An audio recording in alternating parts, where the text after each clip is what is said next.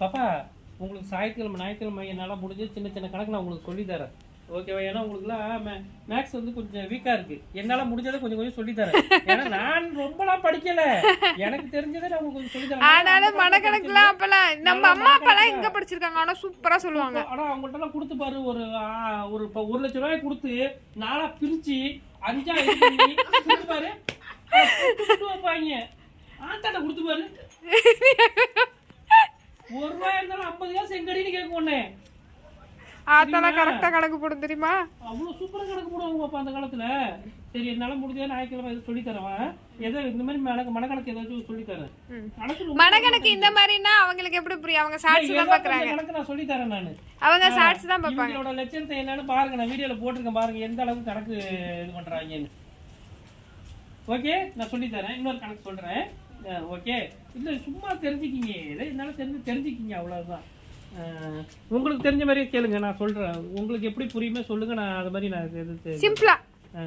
இப்ப போட்டது எல்லாமே சிம்பிள் தான், அதே தெரியலன்னா நாங்க என்ன பண்றது? ஆமாப்பா, இதெல்லாம் வந்து ஒரு எக்ஸாம் எழுதும்போது ஈஸியா இருக்கும். நீங்க ஏங்க அவ கூட எல்லாத்தையும் கேட்ச் பண்ணிக்குவாங்க. 5×60னாலே யோசிக்கிறீங்க, 5×60 எப்படி வரும்னு யோசிக்கிறீங்க. 60 வரும்ன்றீங்க.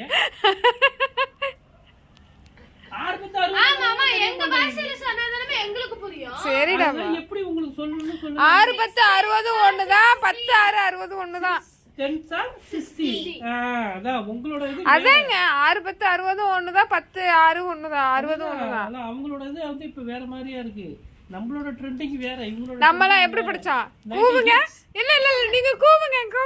90 ஹிட்ஸ். கூவுப்பா, கூவு. வாய்ப்பாடு. ஓர் 2 2 2 2 4 3 2 6 4 2 8 5 2 10 6 2 12 7 2 14 8 2 16 9 2 18 5 2 20 11 2 22 12 2 24 13 2 26 14 2 28 15 2 30 16 2 32. அந்த 16 2 32 அத என்ன லாஸ்ட்ல சொல்லுங்க, அது எப்படி நம்ம கூவோம்? 16 2 32. அதுதான் 5வது வாய்ப்பாடு சூப்பரா இருக்கும். 5வது வாய்ப்பாடு 10வது. ஆமா,